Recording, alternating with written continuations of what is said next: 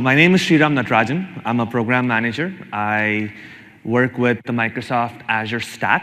In particular, I work with authentication, identity, authorization, ARM, and hybrid developer experiences with Visual Studio, PowerShell, and CLI.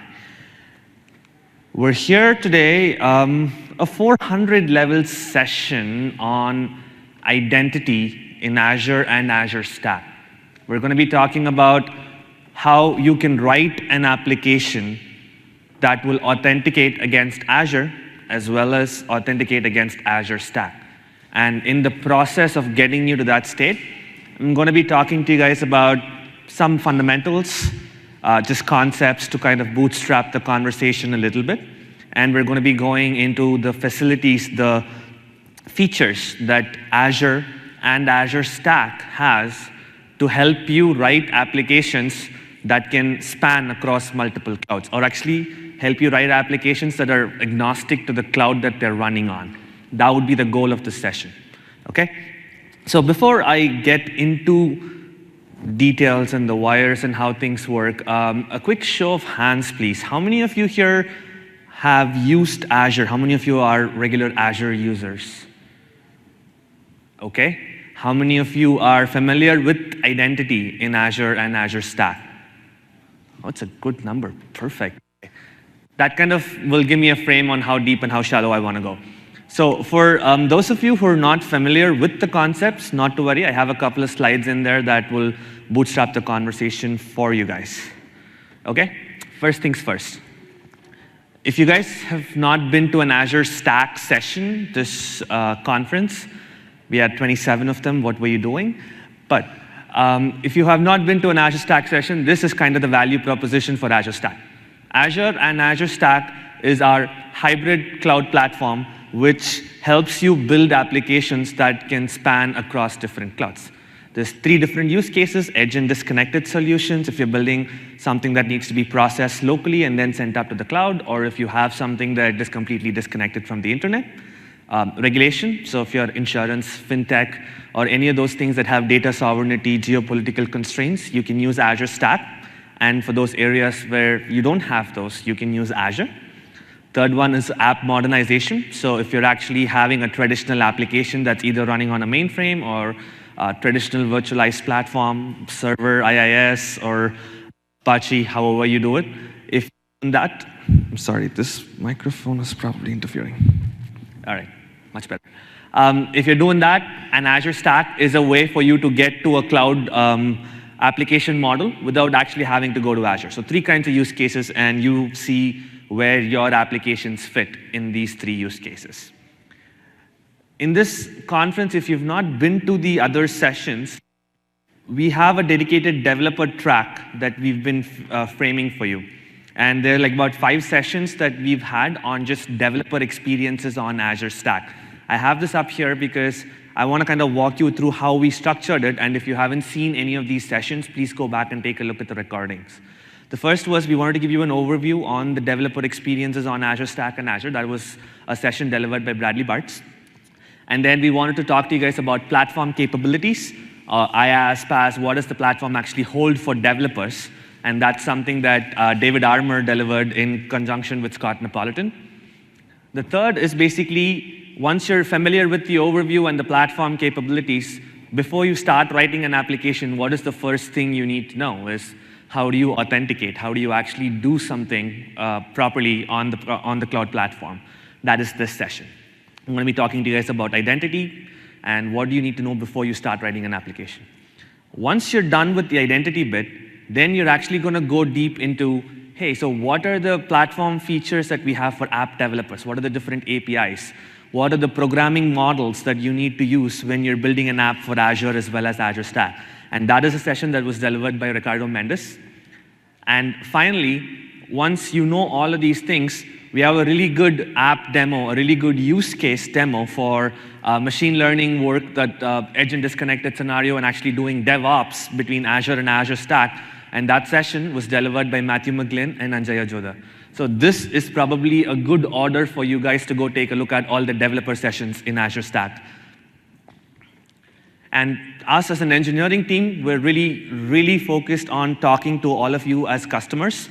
So we have a dedicated customer obsession area that we focus on pretty much on a daily basis. So if you're interested in giving us feedback, please go to that hyperlink over there, and you will be able to join our group of direct contact customers with the product team. Okay, now let's get into it. Identity fundamentals. Azure Active Directory and Active Directory Federation services. These are the identity systems. Azure works with Azure Active Directory as the identity system. Azure Stack can work with both Azure Active Directory as well as Active Directory Federation services, or ADFS. It can work with AED when you're in a connected scenario and you can go to the internet. And if you're in an air-gapped environment with no outbound or inbound internet connectivity, you will be able to use ADFS in a completely disconnected fashion. These are the two things that you will hear me talk for the next 70 minutes.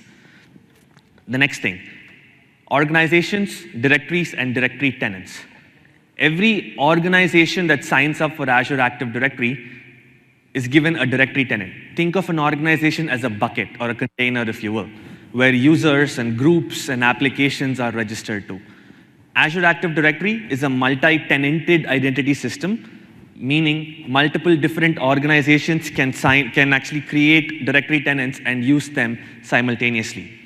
ADFS and Active Directory is considered a single directory system because it's one organization that's standing up an Active Directory, and you have users and applications that are created in there.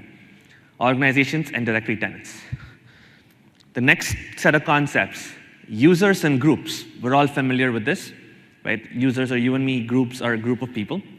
Applications and service principals. This is net new. Basically, in Azure Active Directory, every application that needs to interact with AAD needs to register itself. When it registers itself, an application entity gets created, okay? Sometimes apps may need to talk to each other, for which one app needs credentials that it can potentially use to talk to another application. When you do that, you create a service principal for that application. I would think of applications and service principals as a class-object relationship. Like, think of applications as a class, and an instance of that class, an instance of that application is going to be a service principal in that directory tenant. So these are the 6 things that you need to be aware of in this session. Any questions here? No? All right, let's move forward. Azure Stack works, as I said, with AED and ADFS. We make use of the OpenID Connect protocol to authenticate users both from a client side as well as from web browser perspective. We use JSON Web Tokens. This is common to both Azure and Azure Stack. Because of the identity systems being a Microsoft set of identity systems, you can use the Active Directory authentication libraries, or ADAL libraries, to commonly authenticate against Azure as well as Azure Stack. You can also use Azure tools like Azure PowerShell, Azure CLI, Visual Studio, Storage Explorer. So because of the consistent platform, you're able to use any of these tools that work against Azure and also point them to work against Azure Stack. Let's go into Azure Active Directory. So when Azure Stack is connected to Azure Active Directory, this is basically what it looks like initially. You're an organization that's installing Azure Stack, and you want to use Azure Active Directory for authentication. And once you're done set up, Azure Stack will be registered to Azure Active Directory tenant. So users and applications and service principals from that directory can talk to that Azure Stack instance. This slide is basically for single tenants. So one directory tenant is basically, Azure Stack is limited to that directory tenant, and users and applications in that directory tenant can only access Azure Stack. Typically, you see this in enterprise dedicated hosting. They would go for this kind of a topology. Now, this is a more familiar topology. This is basically what Azure does today. Azure Stack can also be installed in a multi-tenanted topology. Basically, you can allow multiple different organizations to sign in and use Azure Stack. In this case, the stack is going to be registered to each directory tenant, and users from that directory tenant will be able to sign in and use Azure Stack. And this is in the AED topology. Azure Active Directory natively supports being able to federate on-premises identity. So if you actually have an on-premises identity investment, you can dir sync it with Azure Active Directory and still be able to use the common identity system, AAD, for authentication against Azure, as well as Azure Stack. And this is basically our heroes queue. And if you're trying to build hybrid applications, this is probably the best way for you to go because you have one identity that can span across multiple different clouds. Yeah?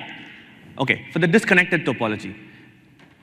When you install Azure Stack with ADFS, Azure Stack will come with its own identity system. It'll actually have an Active Directory and an ADFS instance that comes in box that all of our services are federated with. When you wheel this in, the main purpose you'd probably want to wheel this in is because you want to integrate it with your data center networking and investments in identity. So Azure Stack can federate with an on-premises ADFS instance and Active Directory so that users can actually authenticate from your on-premises, your investment, into Azure Stack. There is no user anything created inside the Azure Stack itself other than applications and service principals that were actually registering with the identity system. And this is your disconnected topology, so to speak. So we see a lot of enterprises code this topology, and a lot of dedicated hosters will also do it for their customers who cannot access the internet. Let me quickly jump to a demo and show you the different topologies. Okay, so let me close this. I can open this back. So I'm going to open an Azure Stack instance that is connected to the AAD that is connected to an AAD instance. That will be the first thing. The second thing is I will show you an Azure Stack instance that is connected to ADFS. So let me open up the portal. This will actually take me to an Azure Active Directory login page. And once I've authenticated, this will take me back to the Azure Stack portal. Very consistent with what you see in Azure. There's a cookie cache somewhere in the process, so I'm going to try it again.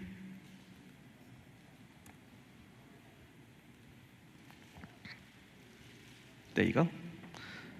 All right, so this basically went to Azure Active Directory and authenticated me from Azure Active Directory as Sriram, and it sent me back to my Azure Stack portal. This is how you see this happen in Azure as well, right? Now let's take a look at a disconnected topology. Right now, I'm in an environment, I'm in an Azure Stack environment, and I'm going to authenticate to my Azure Stack portal, again, in an ADFS topology. So let me go to the portal. It now takes me to an ADFS login page and not an AAD login page, right?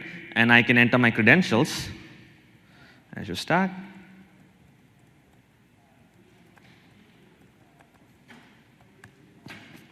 After I've authenticated, it's taking me back to the Azure Stack portal again.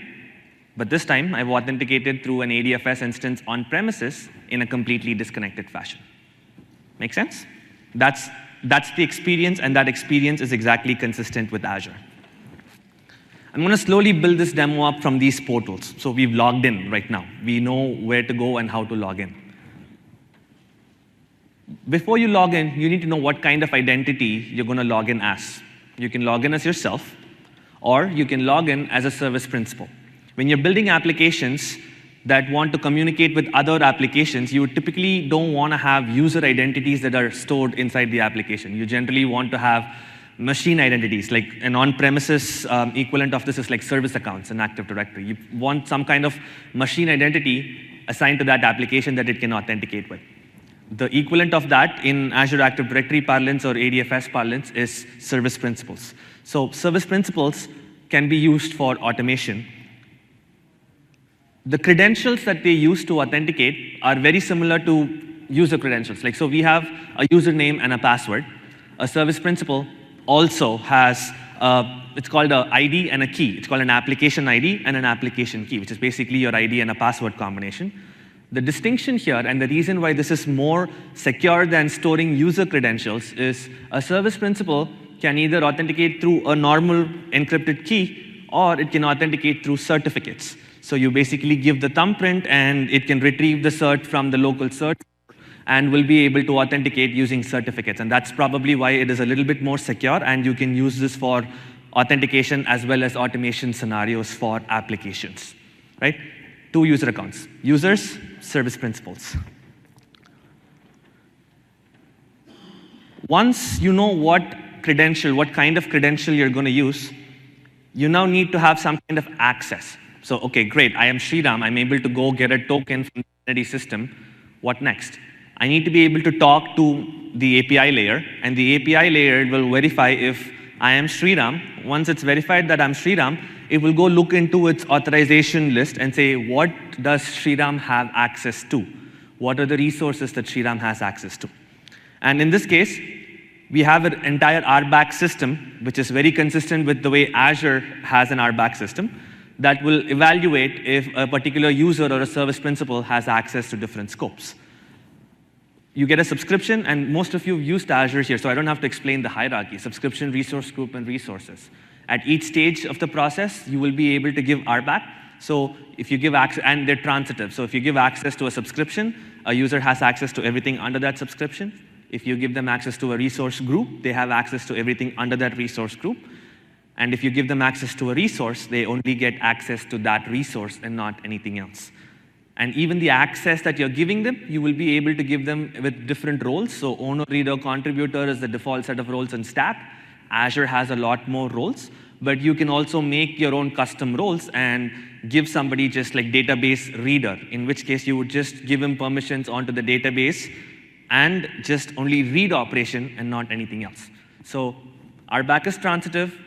You have different roles that you can assign to particular users, and you can create your own custom roles if you want to.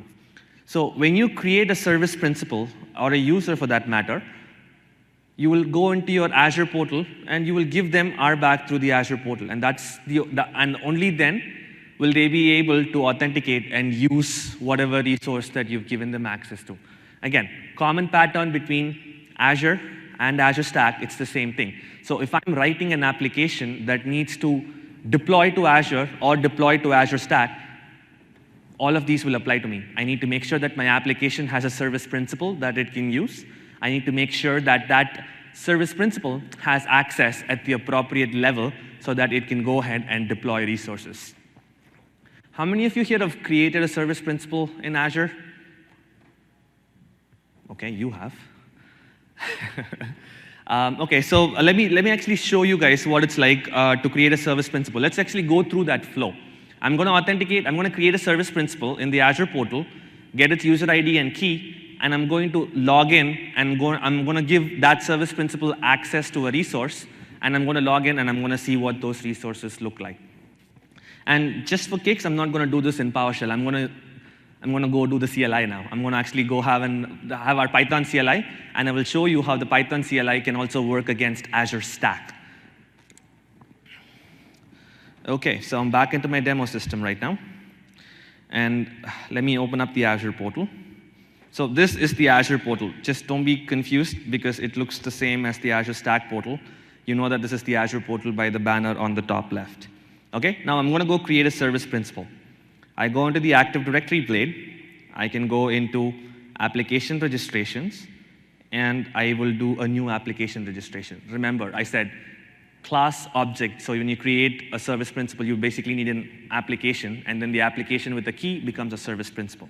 So I'm going to create an application. I'm going to name it Orlando Session. This is the service principal. It's a web app. I'm just going to give it a web app, and I'm going to give it some reply address. And once the portal is happy with what I've fed it, it just successfully created an application. Now I'm going to go into the application. I'm going to look for Orlando. And I created the Orlando session, right? Now this is my application ID. I need a secret. So I'm going to go to keys, and I'm going to create a key. Shri key. That was rhyming. Okay, a year.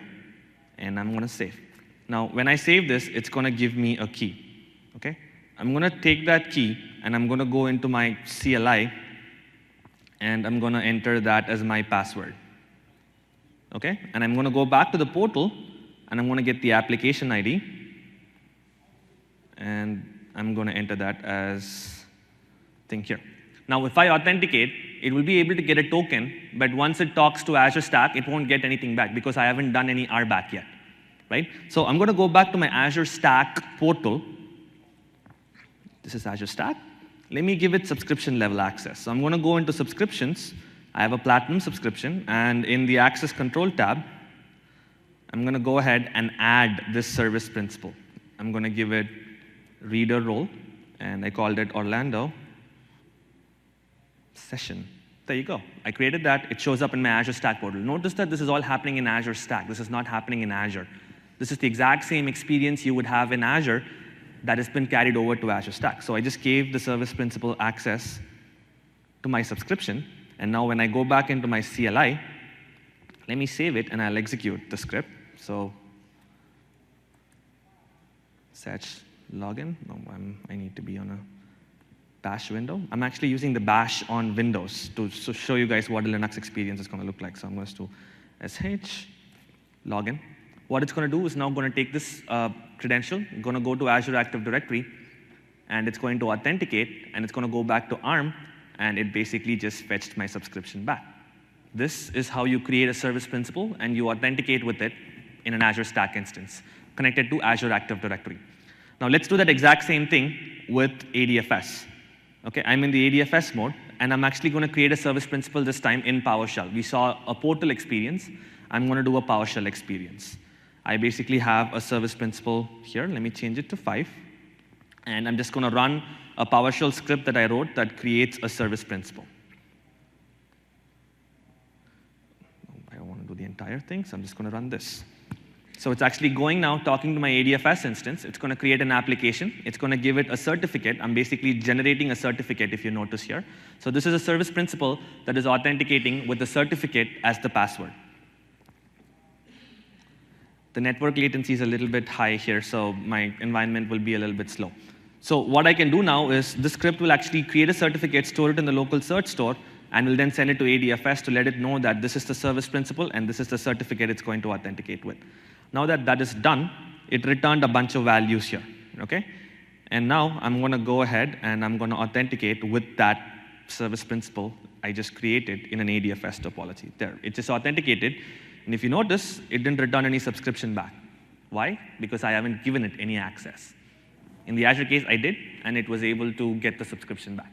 So my application that I'm writing, using the service principal, can go ahead, talk to Azure, and be able to fetch all of this information. What have we covered so far? We've covered directory tenants, we've covered users and service principals, we've covered RBAC. Up until this point, able to get access to your resource. The next thing I wanted to talk to you guys about was directory-based authentication. So for those of you who've used Azure Active Directory before, how many of you actually specify like a directory tenant when you're logging in with your applications or service principals? Okay, see a hand? I see a couple of hands. Great. So for the rest of you, so basically, directory tenants, I said, are buckets or containers, right? Users, applications, service principals live inside that bucket. And inside that bucket, every user or application, what have you, has a set of permissions that are specific to that particular container or that directory. And a user or a service principal has access to application inside that directory. And they will not be able to extend their reach outside a particular directory tenant, right? Because Azure Active Directory is multi-tenanted, there are a lot more organizations that exist in AAD. And now when a user who's got a permission of his own in that directory needs to get access to this application and he tries to access this application, AAD is going to throw an error saying, you do not belong to this directory. I will not let you access this application. So one way to solve this is basically invite that user as a guest user to your directory tenant. In this case, that user's presence will be there in your directory tenant, and they will get a set of permissions that are, again, scoped to your directory tenant. And now they will be able to access that application. This is one way we do in Azure Active Directory. But think of this scenario. You're an organization that is hiring a vendor to do some work for one of your applications, right? In that case, the vendors are a smaller quantity. you can manually add those vendors to your directory tenant as guest users for a temporary period of time, and you will be able to give them access to your application, right? But if you're a service provider and you have an entire organization that needs to use your application, you're not going to be able to manually invite every user into your directory tenant and give them access, right? In this case, you would prefer if the application itself can span across multiple different directory tenants. And that's basically what Azure Active Directory has. The application in one directory tenant can have its service principals created in different directory tenants. It's still the same application, but a service principal can be created in the opposite directory tenant, and then any user in that directory tenant can actually access that application. Now, this is the concept of multi-tenancy or applications being multi-tenanted in Azure Active Directory. I'm telling you this because when I told you that Azure Stack can be multi-tenanted and can allow users from multiple different directory tenants to sign in, this is basically what's happening. Us as an application are registering ourselves with different directory tenants so that users from that directory tenants can sign in and use Azure Stack. Now, let's go back to the first model where I'm actually having a guest user, right? So let's assume the green guy is me. So me, Sriram, I'm a member of both the Fabricam directory tenant as well as the Contoso directory tenant, right? And I'm going to get access to the application in the Contoso directory tenant. But I may also have other applications in my own directory tenant that I'm going to need access to, right? Now, how does Azure Active Directory make a distinction that Sriram, with his permissions in the Fabricam Active Directory, cannot access the app in the Contoso directory? Where is that distinction happening, right? This is basically where, when you authenticate with a user or an application or service principal, basically, you will always have to mention a directory tenant as a best practices measure. I mean, if you don't do it, you will get logged into your native directory tenant, which is basically, in this case, Fabricam for me. But if you don't specify a directory tenant, you will not be able to specifically say that I'm Sriram, I want access to the application in the Contoso directory tenant. So please give me a token for the Contoso directory tenant and not my native directory tenant. So it's always best practice to actually specify a directory tenant when you're authenticating, because otherwise you will not get access to your resource. And when I actually showed you how I authenticate with my service principal, you will notice that I have a directory tenant, mass-self-host.onmicrosoft.com, specified in my CLI. Now, let me show you, for those of you who are not familiar with this concept, let me show you what happens when I do this in Azure. When I actually log in with different directory tenants, you will see a different behavior happen.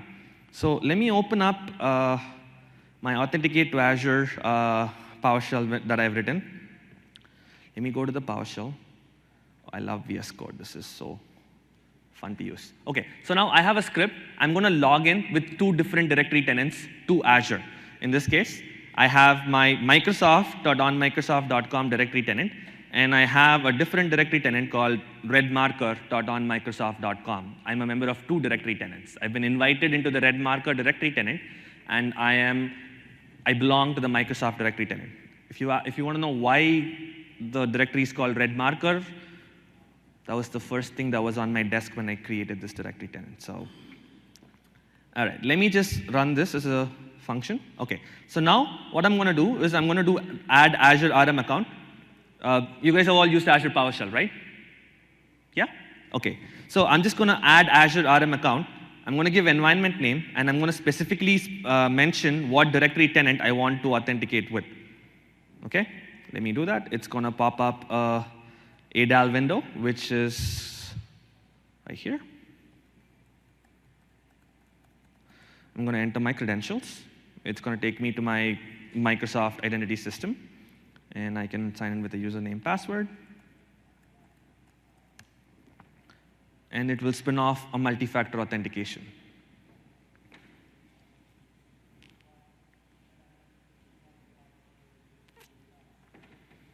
Anytime now, there you go. I got the call, so I'm going to enter my PIN.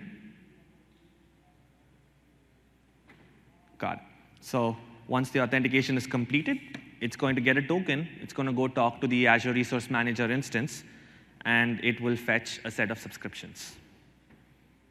There. So as you can see, I have a subscription in a Microsoft directory tenant, and it's returning a subscription. Now let me show you what happens when I'm trying to log into the red marker directory tenant. Again, I'm specifying a directory tenant ID here. Now it will give me a pop-up all over again, but I don't think I'll have to do MFA because I've already done it once. Okay, and it's going to send me to my Microsoft directory. It's going to ask me to authenticate again. I'm going to do that.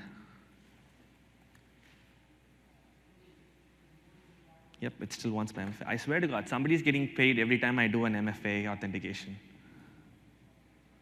Okay, I got the call again.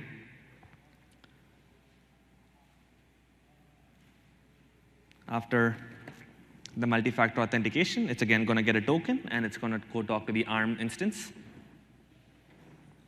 But see, it didn't get a subscription ID here because I do not have a subscription in that directory tenant. So at all points, I'm going to be logged in the context of a directory tenant, which will give me access to certain applications and will give me access to resources inside that directory tenant. Now, if you missed the nuance here, when you go into Azure and you buy a subscription, the subscription is associated with the directory tenant that you're logged in as. So I bought the subscription with me logged in as the Microsoft.com directory tenant, and so the subscription was associated with my Microsoft.com directory. So when I logged in with the Microsoft.com directory tenant, I got a subscription ID back. Now, if I've been given access to a subscription in the red marker directory tenant, I would have gotten a subscription back when I logged in, but I've not been given a subscription.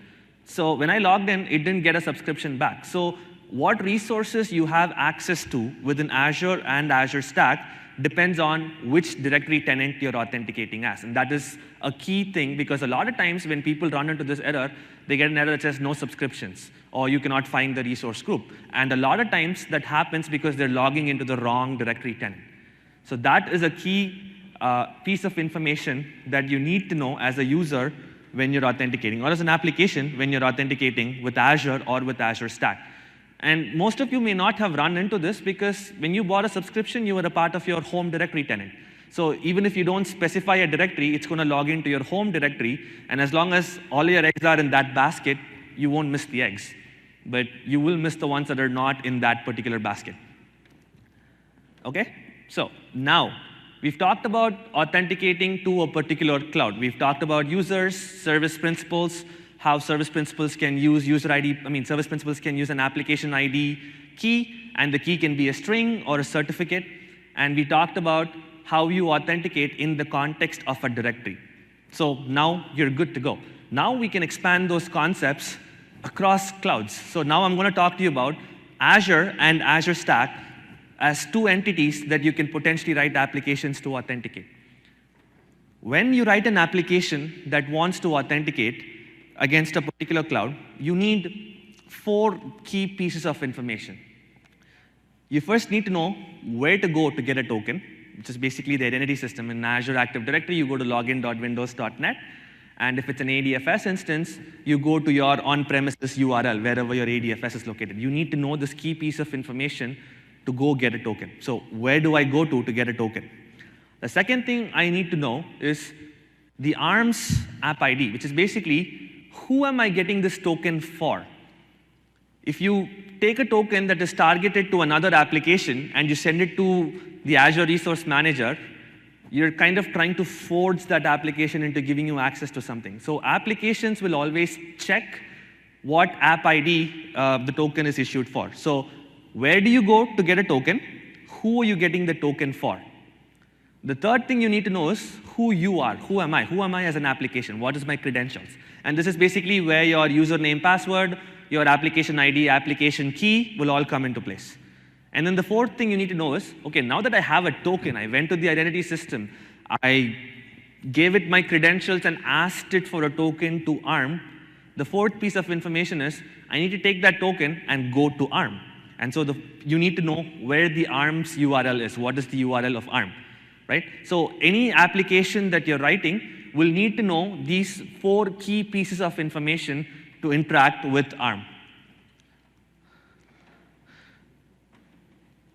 So this is just a diagrammatic representation of that exact same flow for the visual people in the room.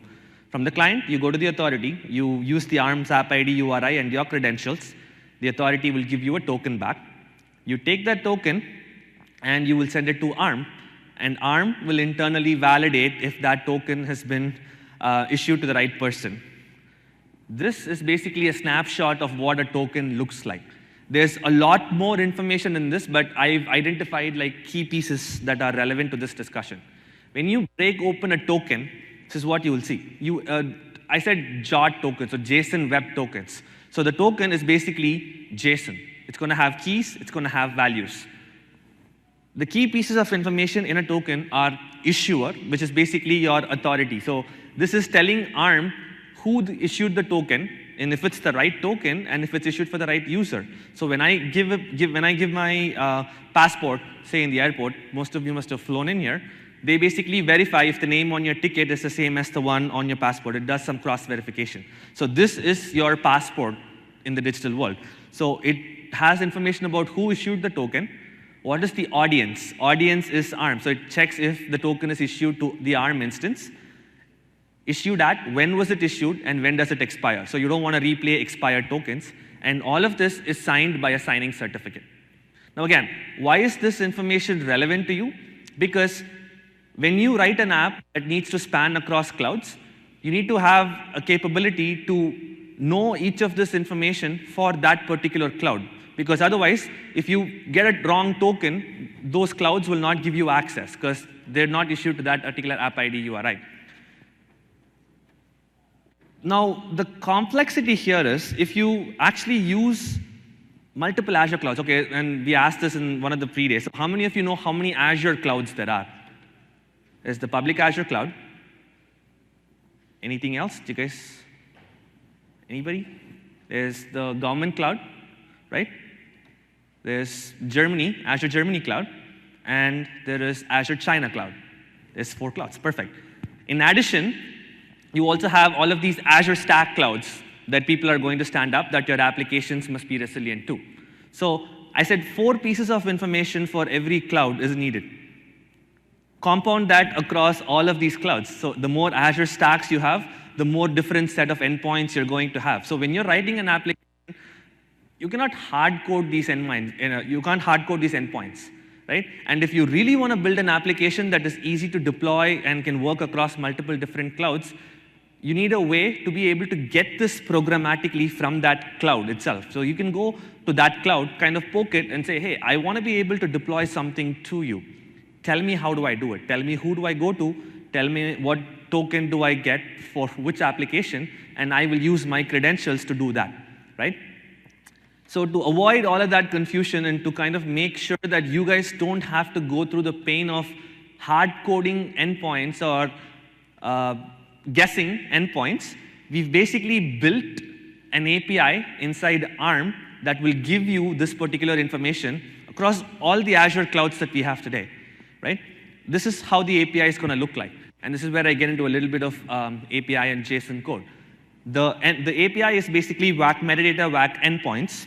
And when you hit this particular API, it is going to run a set of JSON values that you can use to get a token.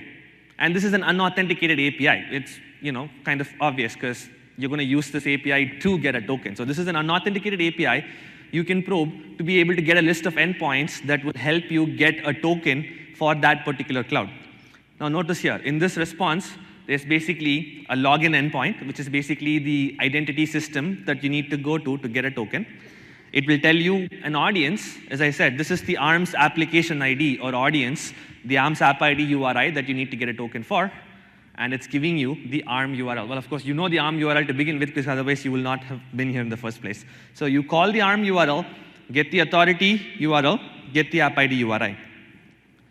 This is the same thing on Azure Stack. And this is actually running in an AED topology. This is the same thing on Azure Stack as it is on Azure. The same API exists. So when you query this, you will be able to get all of these endpoints that are relevant to that particular cloud. And yeah, notice one more thing here. If you notice the Azure version of this, there is in the Audiences tab in the app, in the green arrow that I have, there is just management.core.windows.net. But if you notice in the Azure Stack side of the LAN, there's like a GUID or a unique identifier that is added to the audience. This is because Azure Cloud is global. So anybody who's talking to Azure Cloud will talk to the Azure Cloud, the main Azure Cloud. But in Azure Stack, you have a number of different Azure Stack instances. There's going to be a lot of different Azure Stack instances. So in order to make sure that each Azure Stack instance is unique, there will be a unique identifier that is appended to the audience. So you can kind of consciously make sure that you're having the token sent to the right Azure Stack instance. So, quick summary. It's unauthenticated. It enumerates all the endpoints that is necessary for authentication. We've worked this into a lot of the different tools that we're building. Azure PowerShell uses this today. Azure CLI uses this today, and I'm going to show you that. We're working with the other SDKs. Visual Studio uses the exact same thing. Visual Studio, in fact, uses a much more robust way of being able to detect an Azure Stack endpoint. But all of the SDKs are also going to start using this particular endpoint. So if you're building applications that need to run on Azure or Azure Stack, you can definitely take a look at this endpoint. And this will work for both AAD and ADFS topologies because it's the same cloud. So call the endpoints API, use the data in the API to authenticate yourself and get a JWT token, and then make an authenticated call to ARM. Standard 3-step practice to authenticate against any Azure cloud, be it public or Azure Stack or the German cloud or Mooncake or however. So your application can be agnostic. So let's quickly go ahead and take a look at a demo. So as I told you, when I actually go ahead and do get clouds, so let me just go get AZ cloud list. And I'm doing this impromptu, so what could go wrong, right? -- name, Azure cloud. Nope, of course.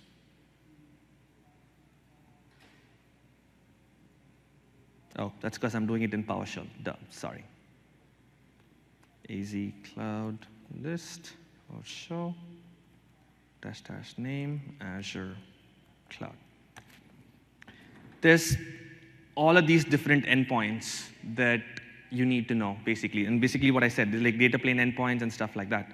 When you register a net new cloud, all I'm doing is AZ cloud register, and I'm giving it the ARM endpoint. So CLI has natively used this API. It will go fetch it in the backend, and it will stand up a cloud instance for you.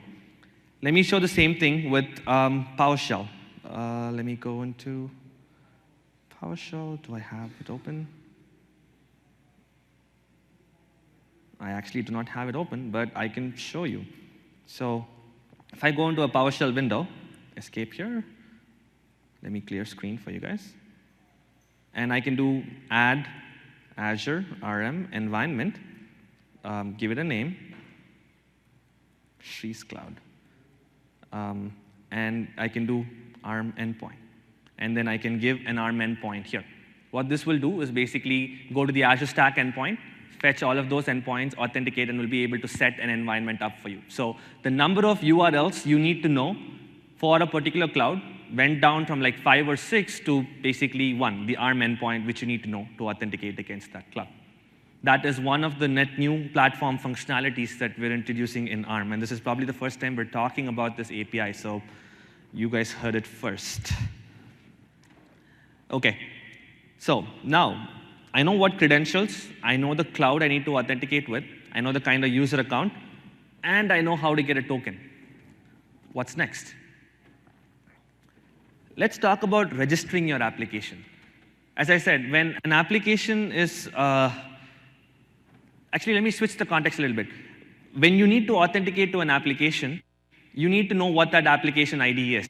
And in Azure Stack, because we're building a series of Azure services down to your on-premises data center, we're registering applications with your directory tenant. We're registering roughly about 18 applications with your directory tenant immediately after install.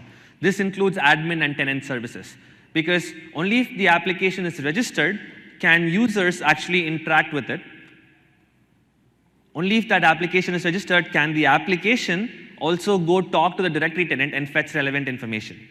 When you're setting up multi-tenancy, like I showed you, where an application has a service principal that's spanned into the second directory tenant, almost about 9 of these applications get propagated into the second directory tenant, which will facilitate users from that directory to authenticate it. What we've done, so now we've had users who asked us, hey, so how do I know what applications get registered? How do I know what their app IDs are and how do they get propagated?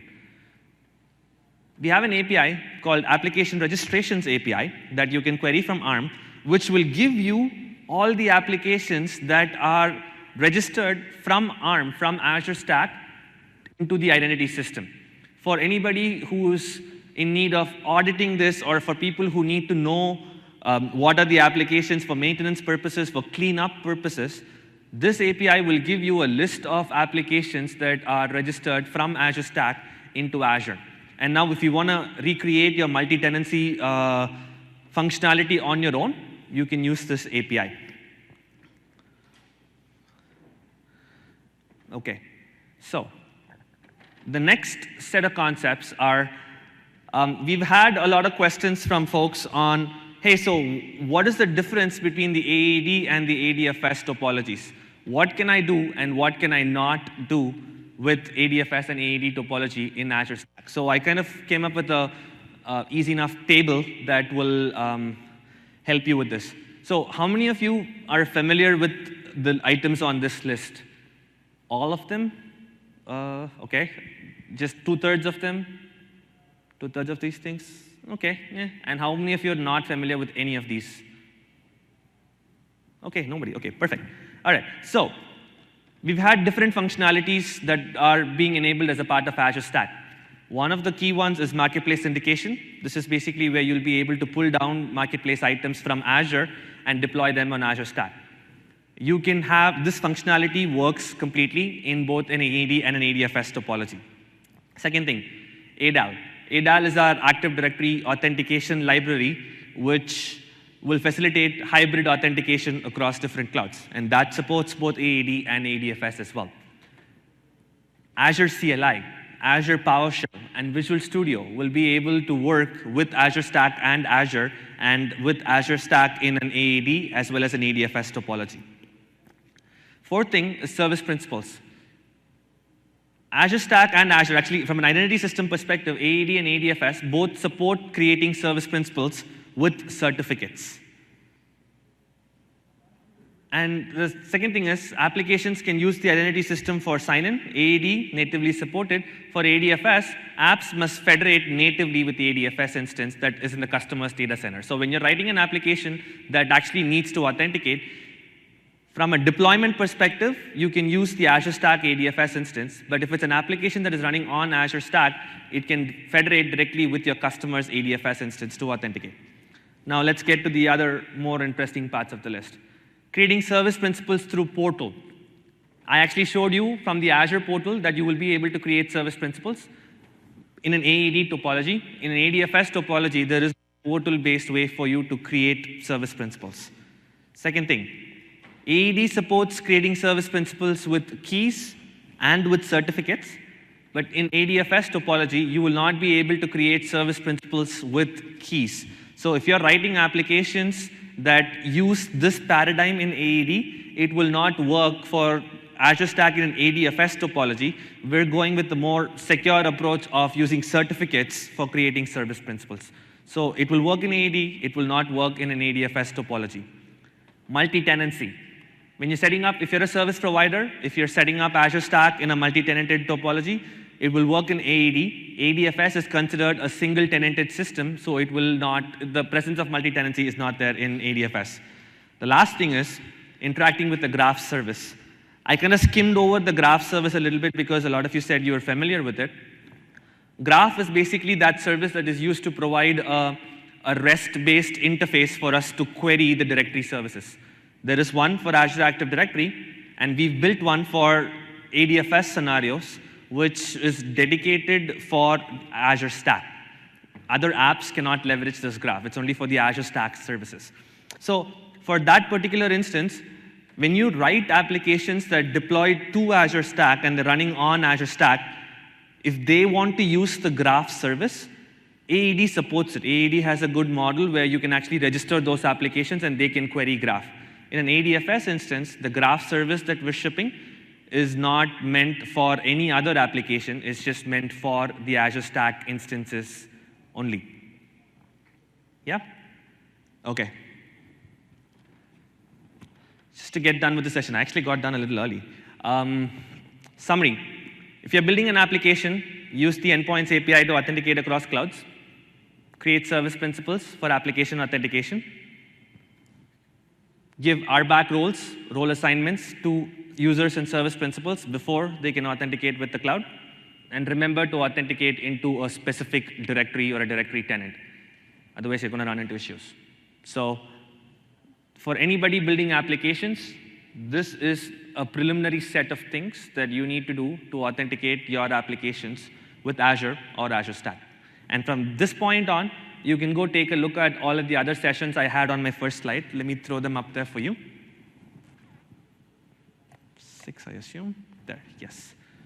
With this in mind, please go take a look at all of the other sessions that I have here, so you can actually start understanding what the different app patterns and paradigms you need to follow to be able to write hybrid applications across Azure as well as Azure Stack.